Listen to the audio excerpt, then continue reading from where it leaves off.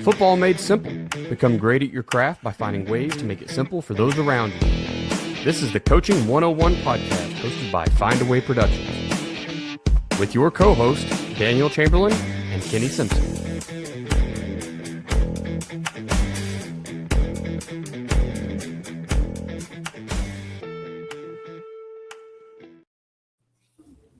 What's happening, coaches? Good morning on this. We are getting so close to Christmas time. I think we're like a week and a half away or something. My kids could tell you the countdown. I cannot tell you the countdown. Too much things going on. We are doing the ultimate crossover episode. Well, at least for me in my career. Like, this is it, man. Joe and I had Kenny on the other show a couple times before this podcast existed. But since the creation, I think this is the first crossover. So that's pretty exciting. We are talking a little 4-2-5 defense today. Joe's come over to talk about his system and what it can offer coaches that are out looking right now. We know guys right now are like, my scheme sucked last year. I need to find something. We're going to look into this.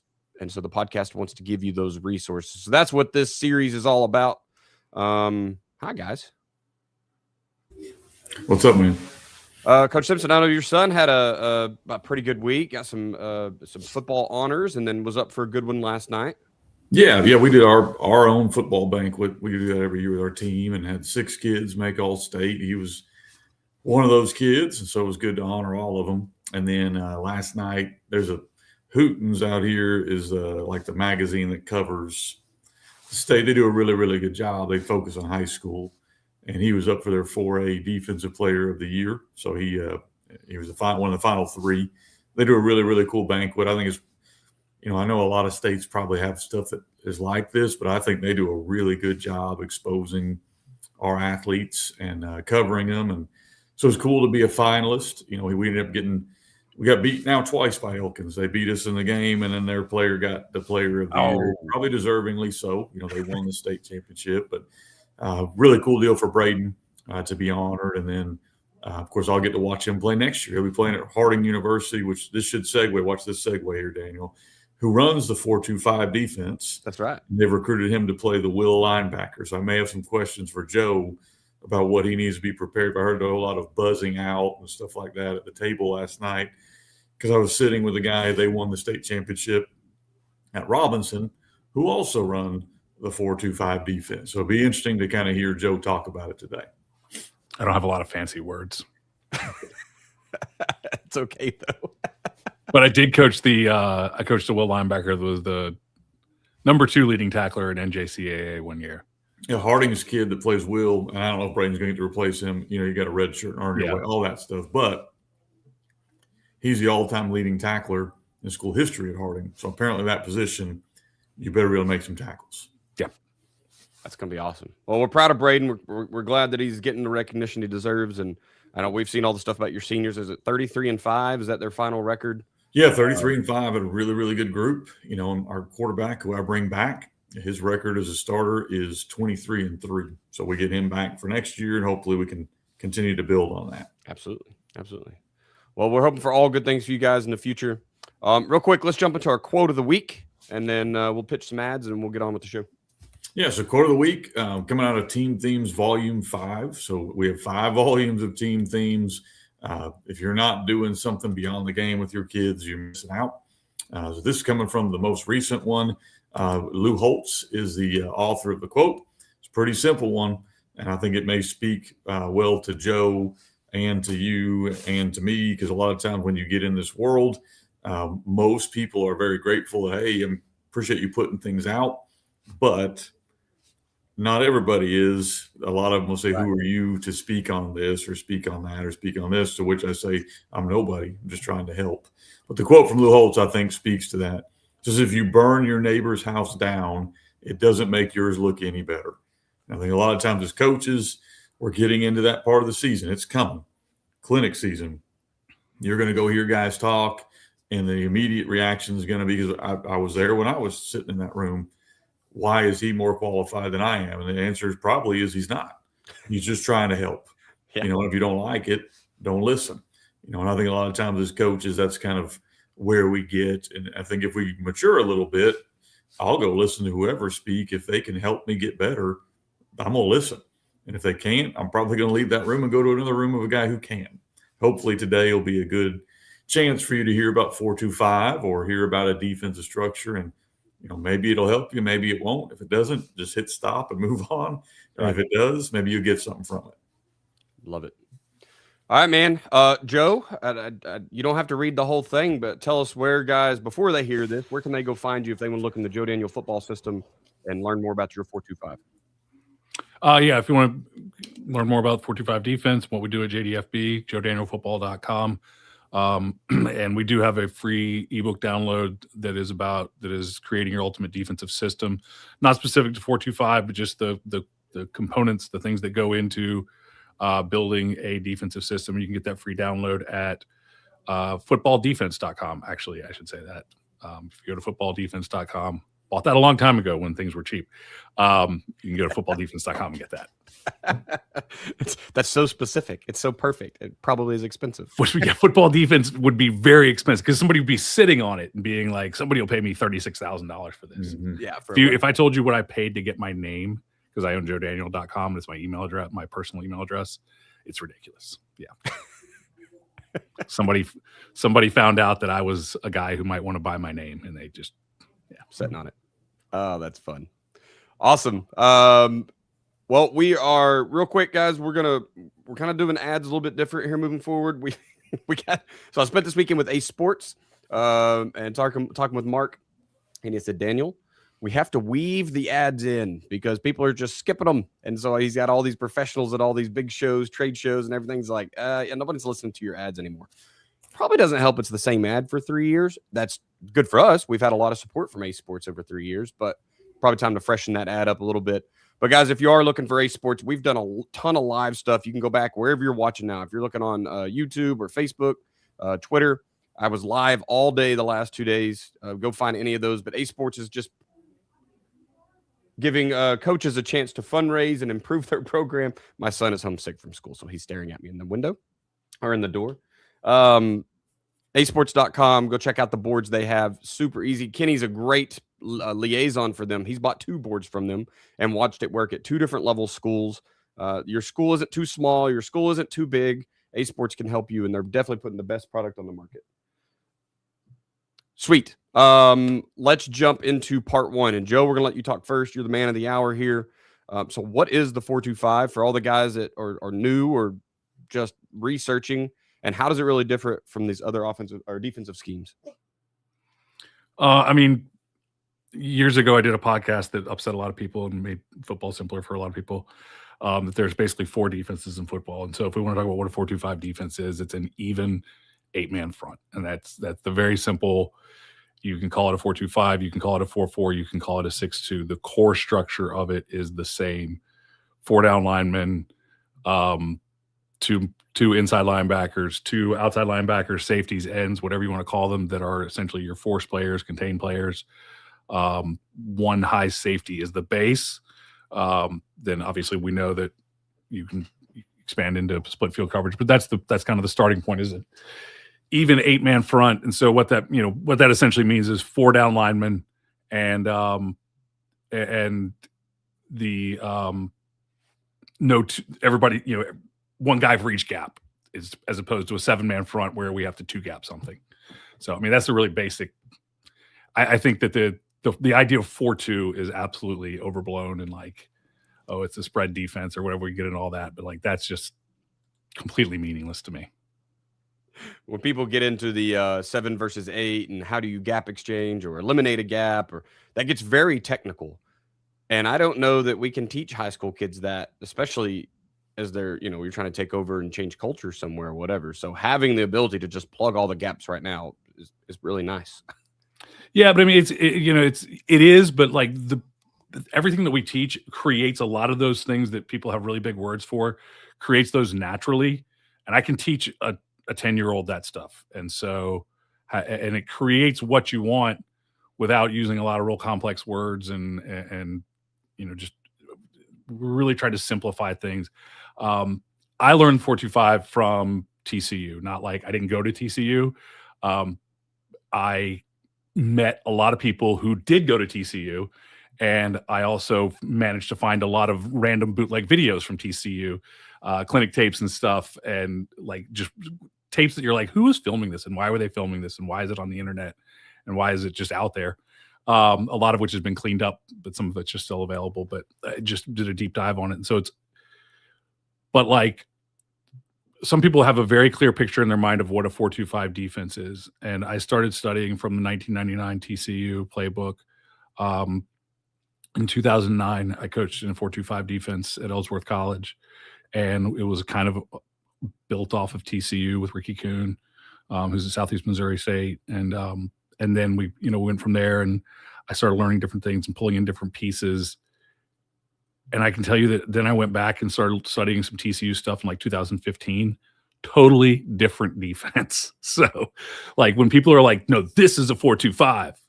Or I'll get people who will tell you, but that's a nickel defense. I'm like, I don't care. It's fine. Whatever. It doesn't matter. Yeah, that's 4-2-5. I'm like, there's a basic core structure that makes it a 4-2-5.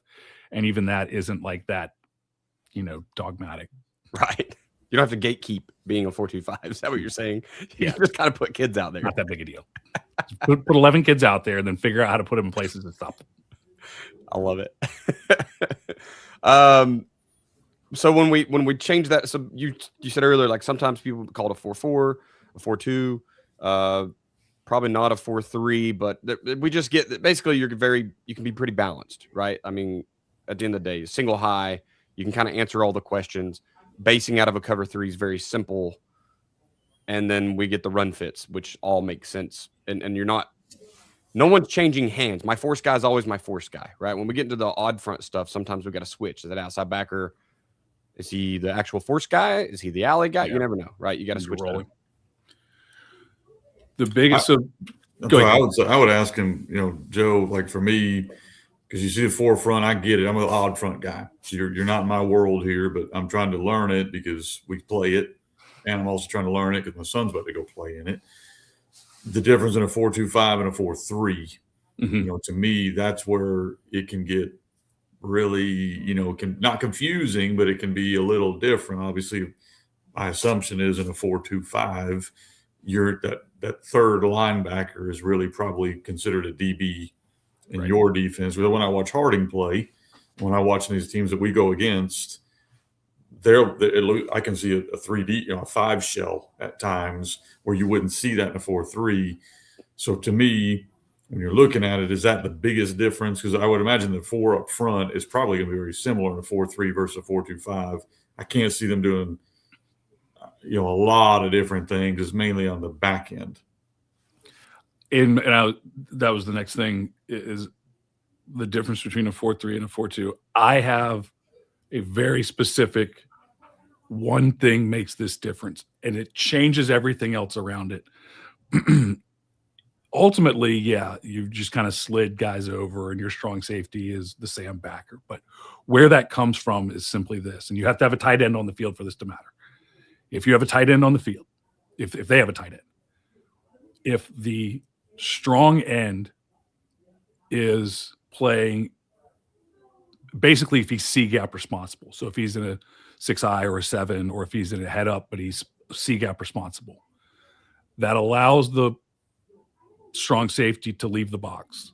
It takes away it creates one less gap. So what happens is now it becomes an 8-man front instead of a 7-man front. If the defensive end is in a 9 technique outside of the tight end, I have 3 open gaps, and I have a 2-gap linebacker because I also have to have somebody filling essentially the alley to the outside. It changes where the alley play is. That change, and by the way, this is not universal. I remember I had a guy that I played college football with, and he was at William & Mary at the time. He was on the podcast years ago, Trey Henderson, and he started talking about William & Mary's defense at the time. He started talking about they were a cover 2 and they were a 4-2 or something like that, and I was like, no, he started explaining, and I was like, that's 4-3 to me, but it doesn't matter. Or it might have been vice versa, but that is the single difference is that if that defensive end is responsible for an interior gap, C gap, then you need to have, you are a 4-2. and you can allow that extra linebacker to leave the box. If you are a 4-3, you are a two-gap front, the Sam linebacker has to stay in the box with the tight end. Once you take the tight end off the field, there's no difference. Now, because of the fact that your base is with a C-gap defender, all of your umbrella, all of your back end has been adapted to that. And so when the tight end leaves the field, you are left with the remnants of that. So it does look different. But ultimately, that's the difference. And that causes all of the other things that you see related to the 4-3 back end. Okay, I'm gonna go off script a little bit here, Daniel, since I'm not going to answer any questions because I don't have any good answers. I don't run this. I'm gonna help you a little bit here, maybe. So here's my other question: is like in our defense, we run a 3-4.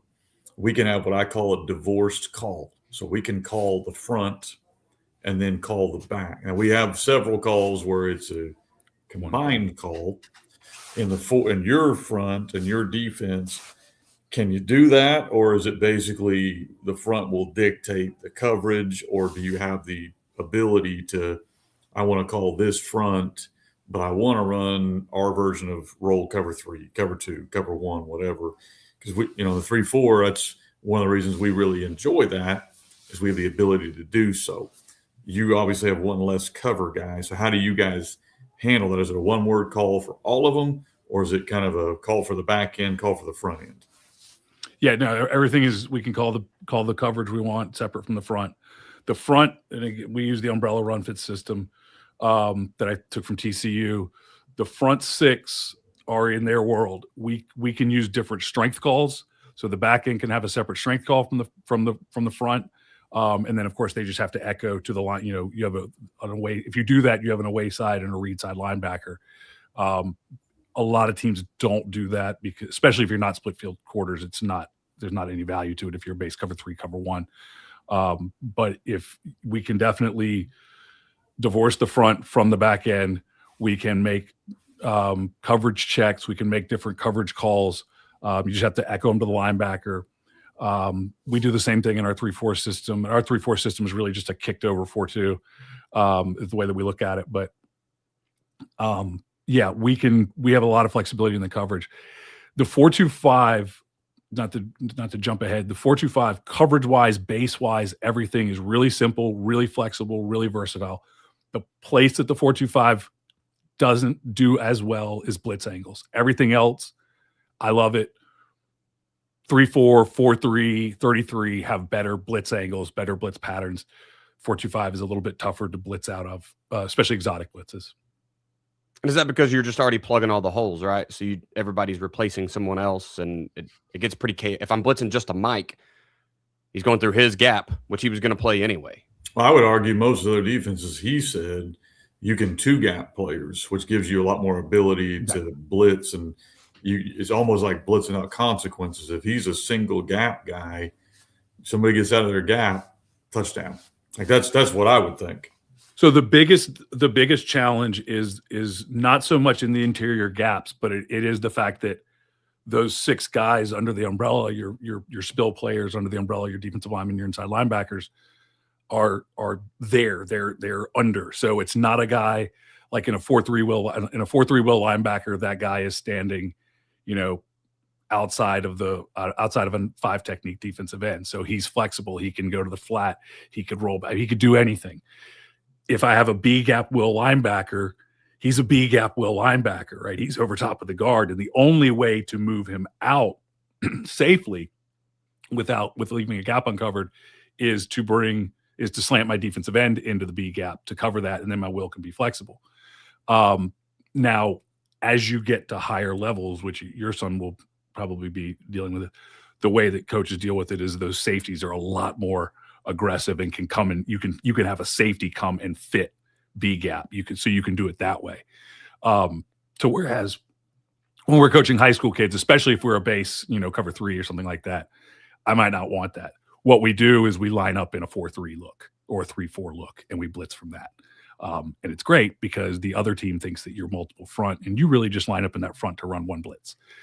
You have no idea how to run a 4-3, but yeah, it's what what I started to say was the thing that causes the problem is not just those guys being under there. What ultimately you will see is if you bring one of those overhang safeties, the strong safety, weak safety, we almost never bring the free safety at all. It's not impossible. You can do it, but it's just wonky. It's ugly. It doesn't work really well. If you bring one of those overhang safeties, there's not somebody in a great position to replace him as your force defender. To whereas when I'm in a 4-3 or a 3-4 and I go too high and I bring one of my edge guys, I just roll somebody else over and we have it covered.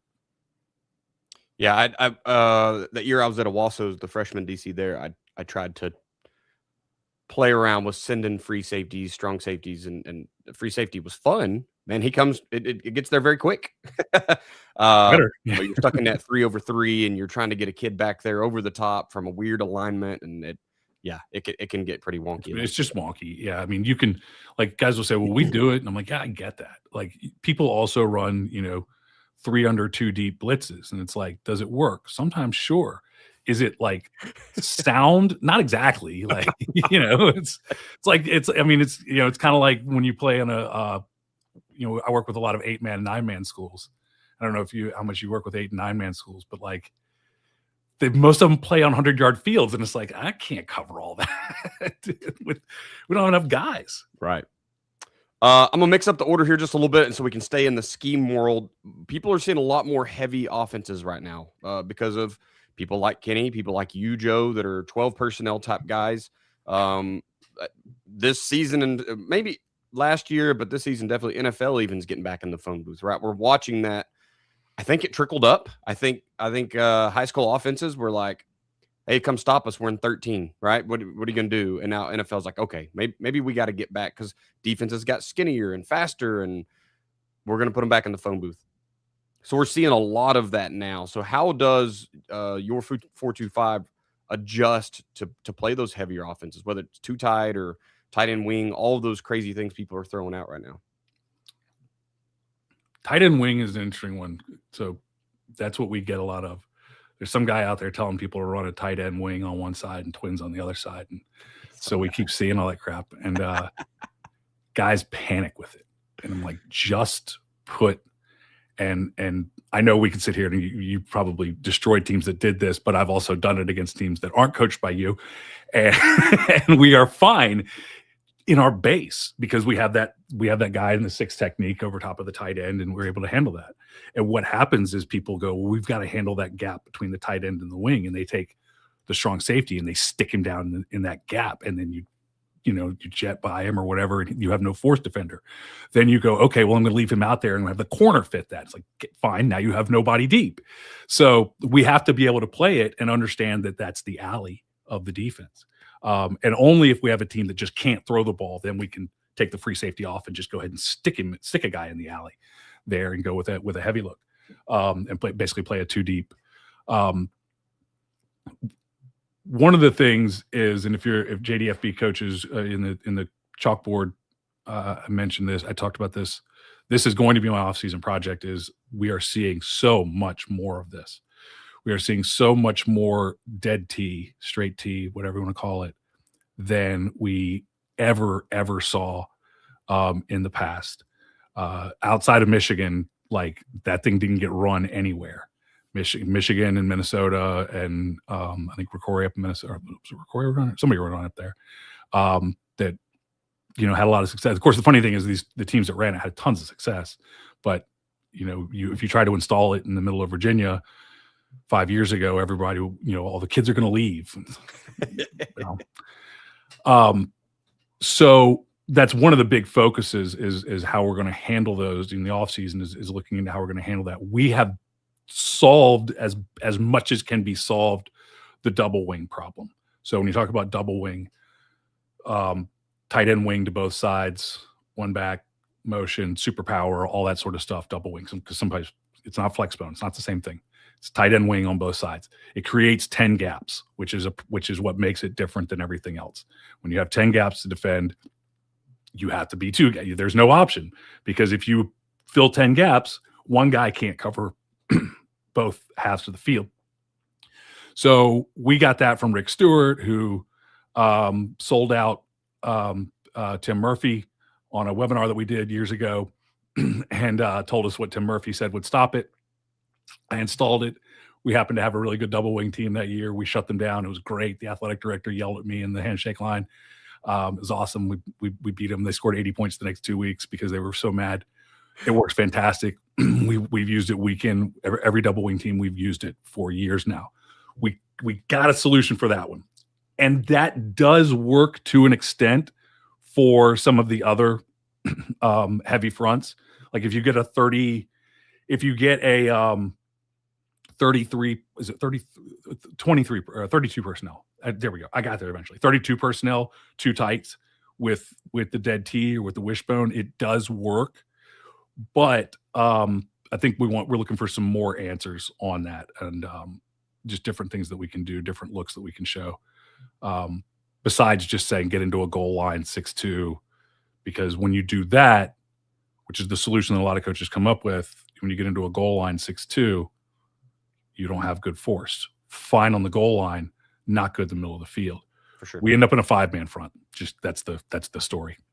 Yeah. So 5-man front ends up called an over and under, whatever version you're sliding to, kind of becomes your answer for those the heavier stuff. Yeah, it ends up with the double wing. It ends up being a balanced 5-man because they can go both ways. You know, you can't shade one way or the other.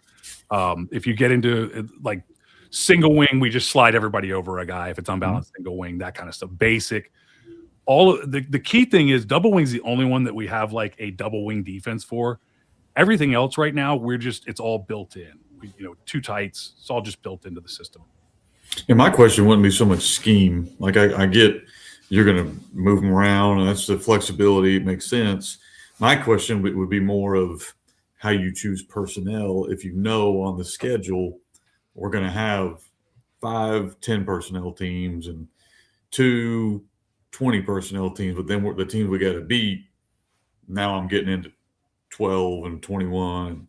Do you personnel that game, or how do you choose your personnel? Because my concern with running it, if I was going to run the 4-2-5, the same thing with the 3-4. We all have concern. I'm not putting more on one than the other. My concern would be trying to find, like I was lucky I had my kid, Braden, he was the player of the year. He could be that. Roll down and play 9, roll back and play deep high safety. But there aren't a lot of kids that walk around that can do that. So how do you handle week to week? I need you to be back here playing quarters or whatever, and then also roll into the box and be a force player. What are you doing in that world? I think one of the most important things that we've done is built everything around. I talk a lot about non-negotiables. This is every position, but I talk a lot about non-negotiables. There's one thing at every position that in order to play that position, you must be able to do this skill. And one of the things that I really worked at with that, because we work with a lot of teams that don't have a lot of players, don't have a lot of talent. They just they put their best 11 on the field, whether it's youth, whether it's middle school, whether it's high school, varsity. We put the best 11 on the field. If we got 25 guys, we're going to find the best 11 and they're going to be out there. And so in finding those non-negotiables, it needs to be things that don't require any talent.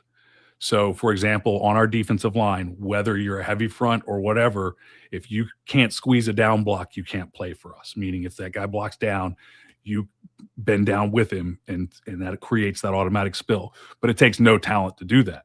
And so we just know that's the core thing. So as long when I change the front, when I play a different defense, as long as you can execute those skills, the way that we built the defense, as long as you can execute the basic skills, you can do it against just about everybody. And if I had a guy, now there are times that we do, I'll give you an example. We often make our weak side end whoever, and this is one of the things that I think people get wrong about 4-2 versus 3-4. Daniel and I have talked about it. I think you need 3 linemen more so in a 30 front. I think we can use, really 1 true defensive lineman. Usually our weak side end, because we don't see that many 2 tights, is the guy that lost the safety battle, right? He's the 4th safety. He's the one who's a good athlete but doesn't play that well in space. And we put him at the weak side end. We might let him stand up. We might just let him go. Sometimes it's just But if we play a heavy too tight team, that guy might come off more often, and we put in like another defensive lineman if we have him to handle that spot. Otherwise, when we play, we might play with the personnel on who can go where, and every defense needs that Swiss Army guy, the guy who can jump from safety to linebacker to defensive end and survive. But we might personnel. I mean, we certainly will personnel some. So in our going back to our double wing, in our double wing, the guy that we usually sub in is the nose. And so that's the kind of the key. And everybody else, the tackles just slide out. They actually play in four eyes, but double wing is foot to foot splits. So it's like you'd need a magnifying glass to tell the difference. So they're in four eyes, and then we have six eyes or six techniques or that kind of stuff. So we'll personnel who that fifth lineman that comes in is. But everybody else is probably just our guys that know how to play defensive line. They know how to squeeze a down block. They know how to they know pass rush lanes, depending on what you're seeing. That's awesome. Yeah, go ahead, Kenny. Yeah, sorry, one more thing on that. So when you're picking personnel, I'm not going to make you go through every position. Yeah. Guys can go by your system if they want all that detail. But I do want to ask this one. So do you start back end first or front end back? Like, you're an average coach. You got an average team. You don't have studs, but you do have a few. Are you plugging them into this spot or this spot and kind of filling the rest with what you got? How do you kind of do that? Yeah, it's definitely starts with one player. And it's because of our run fit system and the way that everything works is who's the best football player. He plays free safety. Especially if you're split field quarters, you got to find two, because that weak safety, as Daniel found out, that weak safety has got to be able to come down and force from a distance, and that's important. If you're cover 3, cover 1 as your base, which most of our teams, until you get to a certain level, if you're 1 and 9, you need to find the teams you can beat in a cover 3 first, and then you can worry about the ones you need to pattern match. So we will start out with best guy free safety. If you have average spill defenders under the umbrella, your defensive linemen, your linebackers, average force defenders on the edges, they're going to create an alley that is, let's say on average 3 yards wide. I have my best player coming down. He's now doing an open field tackle drill in a 3-yard box. He wins that. I have a great defense. I have average spill, average force, great alley. I have a great defense. If I have great spill, great force, and they create an alley that is 3 inches wide, but there's daylight, and the free safety is standing back at 8 yards, you just gave up 8 yards. So if you have a bad free safety and great everything else, your defense sucks. If you have a great free safety and average or even below average, but you do things correctly, you will have a very good defense. So we start with the free safety. And then everything else kind of, is what you expect, who are the defensive linemen, the big guys. We start there. Who are the force, the overhang safeties are your next best tacklers. And like I said, the one that loses that battle, he goes to defensive end. Everything else is kind of what you expect it to be. We're going to get into kind of evolving over the years, but we had a question about a 3 safety. Have you dabbled with 3 safety systems at all and trying to pair that? Or is that what the 4-2-5 is already? Yeah, I've never understand this. Okay, so guys are like, we run 3 guy safeties. If you so line up in a 2-by-2 formation. It can be anything. It can be 10 personnel. It can be 12 personnel. It doesn't matter. Like 2 tight ends, whatever. You've got 4 receivers out there, and we play cover 1. Okay, our safeties play 7-by-3 outside leverage of the number 2 receiver. Our corners, let's say we're playing off, whatever, we can press, doesn't matter. Our corners are out there playing man on number 1. We're 7-by-3 off the number 2 receiver. Okay. Our free safety, depending on what you run, is somewhere between 9 and 12 yards. So everybody is somewhere between 7 to 12 yards off. So that's it. Guys show me their 3 high safety look, and I go, that's our base defense. It's just you backed them up a little bit. And if you want to back them up more and insert the free safety in different places, you can do that. But you're essentially just exchanging positions. So it's nothing but it doesn't change the structure of the defense. It's nothing but a function of disguise. That's it. Yeah. And so if you want to do that, fantastic. We've got web clinics. Our platinum clients have access to a web clinic, and one of our coaches who adapted it to 3 high safeties. He loved it. He talked about it. He uses our principles. He does it with 3 high safeties. He talked about it for an hour, and I went, it's there. You can do it. It's simple. But it's not game changing. Yeah. All right, man. Let's jump into the evolution. So as offenses have become formation heavy, kind of how has the 4-2-5, the JDFB 4-2-5 evolved, or has it even had to handle? I once was aligning to 4 formations a game and had to stop 16 different plays. Now I'm stopping 4 plays, but it's 65 formations a game. Has that had to change the way you're doing things? Has it had to evolve, or has everything kind of stayed base? Everything's built into the system. There's some things that had to be built into the system a little bit more focused on, but everything is built into the defensive system. And I think that it doesn't matter if you're odd front, even front. I don't care what defense you run. And quite honestly, I know we're talking 4-2, but I really don't care about any of that. As you know, we talk about it all the time. I don't care about 4-2, 3-4. The base underlying principles, like we talk about our umbrella run fits principles, that's what matters. The adjustments are built into the system, baked into the system. That's what matters. Everything for us, like how we handle 2 tights, how we handle, anything like that, it's all built in. How we adjust to trips, how we adjust to motion, it's all built in. So other than, I think that's one of the true benefits of our systems is you can come out. It became a joke when one year we were running this, and we saw everything. We saw double wing, we saw spread, we saw wing T, we saw single wing, we saw every offense under the sun. And we would come in and I would pull 10 clips because my kids had a short attention span. We watched 10 clips on Monday of their offense. Here's their base plays. What are we going to do? And the kids knew we're going to do what we do. We changed nothing. We saw the double wing for the double wing, and once we got that installed, it stayed the same the rest of the year. We changed nothing. We do what we did. It didn't matter to us. What mattered more was that we played with great technique and alignment, really alignments first, and then technique and everything. And that takes care of itself. You don't need the more gimmicks. And coach, because you run goofy wing T stuff, which should be illegal, you see all sorts of ridiculous adjustments to what you're doing.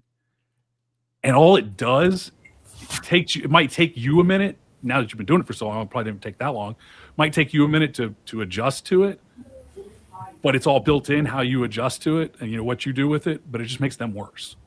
So if you have a bunch of that's coaching 101. That's what the podcast is here. If you're putting in a defense of the week or an offense of the week or whatever of the week, the odds of that being successful are not high unless you just have dominant athletes, and then you can probably do whatever you want anyway. And that's why to us, you're going to run a 4-2-5. You probably have built-in adjustments. We run a 3-4. We have built-in adjustments. We should know. You've already mentioned it, and I think that was, to me, it's good to hear coaches admit like there is a weakness in this defense we've got to be aware of because we've got to have answers. I understand it if I'm in a 3-4 and you line up and double tight and shove it down my throat or unbalanced, there's some weaknesses there that we better have some answers for. And that's what this offseason should be. It's all right, where we want to run a 3-4, we're on a 4-2-5, we're on a 4, whatever you want to run. I don't really care. Whatever fits your kids, run that. But look at the schedule that's coming. Like what do I have to do? And you mentioned it. I don't want to get off on a tangent here, but I thought you did a good job of mentioning if you're 1-9, what are the 3 or 4 teams you can realistically beat? What do they run? Let's make sure that we're gearing up our defense and our adjustments to stop that. Or if you were lucky, we were lucky last year and we went 10-2. Well, the team that beat me just won a state championship. Well, if I want to get back to that level, what did they do that presented issues for me? In Arkansas, most elite teams are still running 20 personnel and 10 personnel. Like that's why we kind of live with what we live with. defensively. If the gun T was taking over Arkansas, like I seem to think it's taken over Virginia, Carolina, I just know that because a lot of guys talk to me from there, then I may have to look at a 4-2-5 or a 4-3 or something a little heavier because I've got to be ready to beat those teams. So that's kind of where I would go. I thought you did a good job kind of mentioning that, Coach. We got one more fan question here, and then we'll get into our last one. I know we're kind of pushing it on time.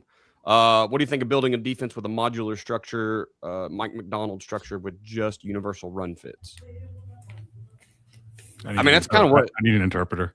Yeah, I think, basically the module. And so let's just get to this next question because you're going to answer it right here. Why the Joe Daniel system versus any other football system on the market right now? If you want a defense, why do they come to you? Why JoeDanielFootball.com?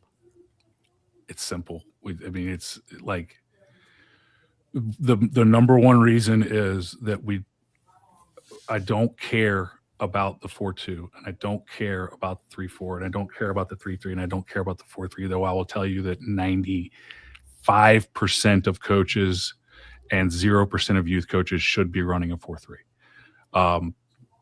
You need to be able to, you either need to be at a big school with a lot of good coaches, or you need to be recruiting your kids. College. But I love it. I think it's the best one, but you got to have all the pieces. Because the complexity goes way, way up.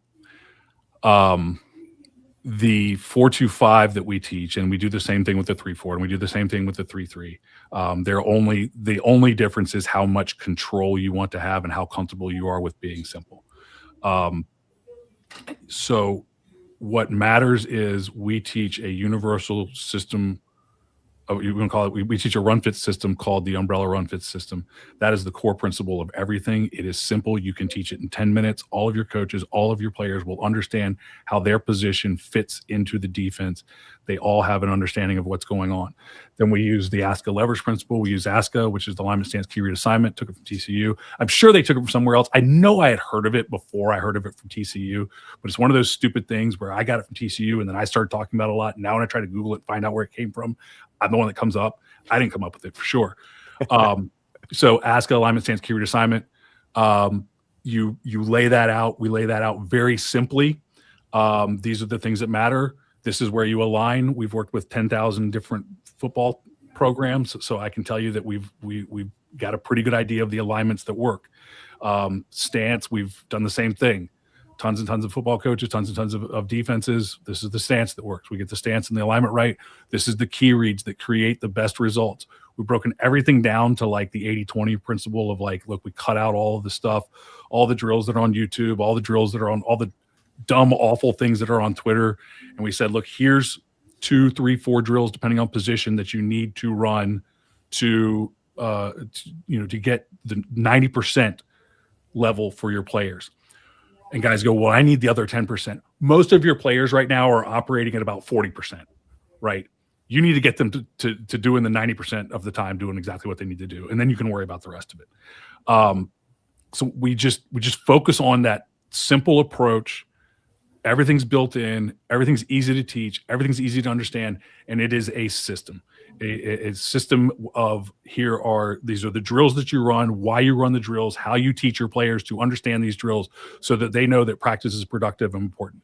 Here's the practice plan. Here's how to organize your drills. Here's how to progress from one-on-one game to group to team. Here's how to put it all together. Here's how to put together a script. Here's how to teach it. Here's the reasons behind it. Everything. You can go super deep on it, but it's all a system. That's one thing that I've heard more and more from coaches, especially recently, that they really appreciate about what we do is it is truly a system. And it's not, I think the other thing is, Coach, you remember when Tony Franklin came in and a lot of guys were like, that was the first system. And guys were like, is that even coaching if you're just getting handed a system? And then you find out Tony Franklin has 10,000 plays and you get to run like 5 of them. Like this is not a handcuff. This is not like somebody's handing it. If you start out in our system in the very base, 4-2-5, cover 3, super simple. And you take your team and you stop the bleeding, you stop the 0-10, and you get to 3-7, you get to 4-6, you get to 5-5. Well, then there's a whole universe of things that you can expand to and you can do and you can add, and it will become your own and it will evolve. And then you can go sell it to other people in 5 years. Like, knock yourself out. Plenty of people have tried. So, but I guess that's the thing, is like, why is it there? It's super simple to get started. You'll get in, you will stop the bleeding, you will get things going in the right direction, and then it can evolve. It's going to evolve. Well, most coaches, I don't know about you, Joe, but most coaches that come and they want to learn my offense, they want to learn R3-4, they want to learn whatever. It's not that you couldn't find all that stuff. I mean, you hit the nail on the head. Guys have run 4.25 for years, but if I can go one stop and save myself hours and hours of time, I can at least go from there. And we encourage guys that run the gun T or they run R3-4, or I'm sure you do with your 4.25. Look, if you want to name it something different with a terminology you're already comfortable with, if that's easier for you, do that, and the same thing with, I'm sure your system is, if you're transitioning from this to this and your kids already know, well, it's easier to teach yourself something new than to teach every kid something new. So, I don't care what you call it, but the value, I think, coming to a guy like you or coming to a guy like me or coming to whoever, Tony Franklin back in the day, was not that it's not a dummy proof system. Like, you can't just get this and wake up and Monday roll it out there and you're going to be good. Is that we're going to give you enough resources, and I know you do too, where you can tweak it and adjust it and know it's so in depth that now you can build off a solid foundation, a solid foundation, and then go where you want to go. And I think that's the value of looking over your system and your stuff. I know I've come on and done some things with you, and I've looked at your stuff, and I mean, you may get, hey, well, this is very base. Well, that's what you need. You need to be really good at base and then kind of go from there. I do want to kind of talk, Daniel, I don't know if you have this in the questions or not, but apparently we're going to be in Boston at the same time. We're running separate clinics. So if you're an offensive guy, want to hear the gun T, you can come over and hear me. But Daniel said y'all are going to try your first in-person clinic. So I'm kind of curious to hear about that. We are. I want to mention one thing. If you search, every once in a while, I don't know if you do this, every once in a while I Google my name. I search Joe Daniel football just to see what comes up. And there's a Reddit post. Hold on. I'm nervous to do that about my name for what I do. I don't do it as much as I used to because I don't care anymore. But there's a Reddit post that comes up, and there's a guy somebody asked like about the different systems, Google Laser Drive and Joe Daniel football and stuff. And a guy responded, and it's like the top comment, and he says like, you can find all these things on YouTube. There's thousands of hours of clinics on YouTube, and I watch them all the time. And I watch an hour clinic every day or something like that. And it was like, he was supposed to be like, I think he thought that he was like, pointing out why you don't need us. And I was like, now I'm going to leave that one because that's exactly why. Because there were like, there's replies. People are like, I don't have 1,000 hours to watch clinics. That's it. Amen. So yeah, we're going to be doing an in-person clinic. I think it's the first time we've talked about it publicly. So we're going to be doing our first in-person clinic coming up here in the spring. And I think summer. It is spring. I'll show up. Yeah, we're doing March 13th and 14th, I believe, is the dates. We're squaring those away, make sure the school can, but it'll be right there the same as Kenny's. So it'll be that Friday evening, Saturday, all day Saturday. And then I'm not flying out till Sunday. So if somebody wants to have breakfast and continue talking, we can absolutely do that. Joe will kind of see what your schedule looks like at that same time. We intended to do it a week later, but the military said I have to go away. So we're gonna slide it back. So we'll be in South Boston.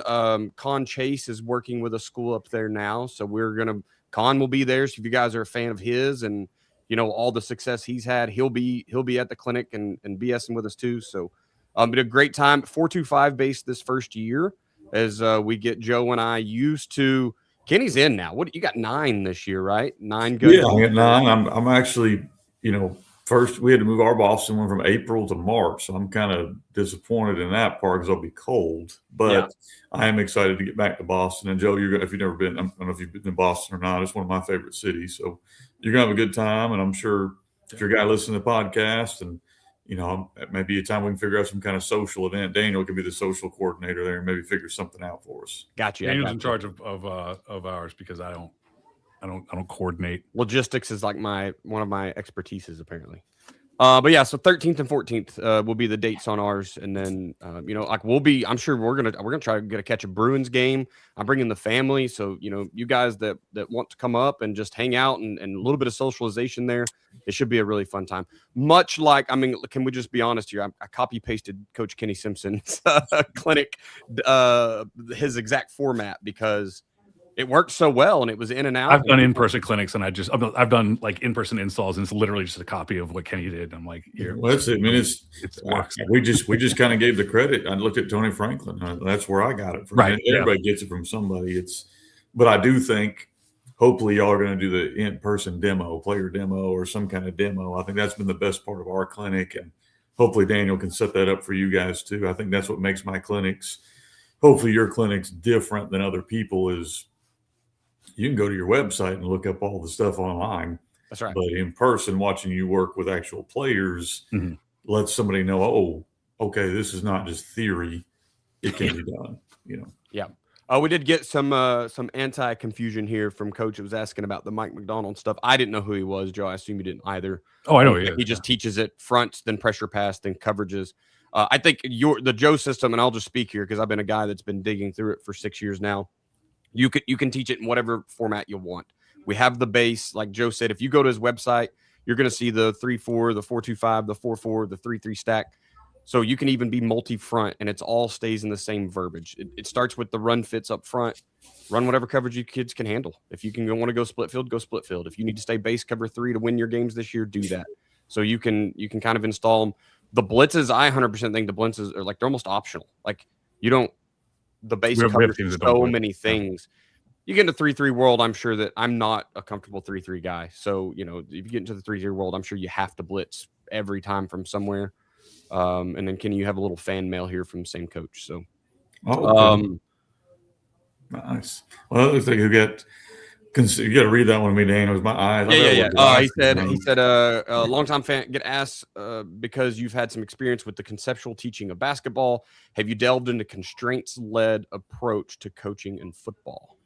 And if I can interpret all that, because you sound smart. I get all the dumb coaches. Yeah. Apparently, I got guys in here that are way smarter than me. Now, I'm assuming you're talking about teaching in concepts and all that. Yes. Defensively, we do try to, and this is where we're different. I know we're talking about Joe, so I don't want to get off topic here, but we don't even really talk about force. Like, I don't know if our kids know what force means. We talk about leverage.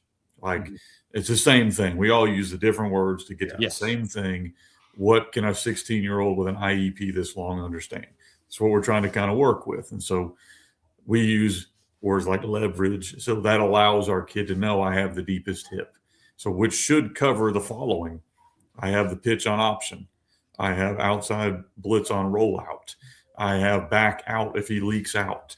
So we're trying to, what can I teach? One word that teaches a 16-year-old and covers my bases on those three things. I would have quarterback on zone read because now I have the deepest hip in the backfield. So again, it shrinks. Instead of me teaching them 4 situations like Joe probably does, it's one thing. And now that should overlap. Or we teach a safety. We're going to be an inside fitter unless we're blitzing the linebacker and then we become an outside fitter. All we're doing is just changing the one-word concepts, which allows you to become multiple when you overlay them. Same thing as basketball, because football's fluid, especially on defense. It's very fluid. Right. If you don't teach it that way, you start getting guys going, well, I thought I had X or Y or Z, and they run something you haven't practiced, and they don't know the answers to it.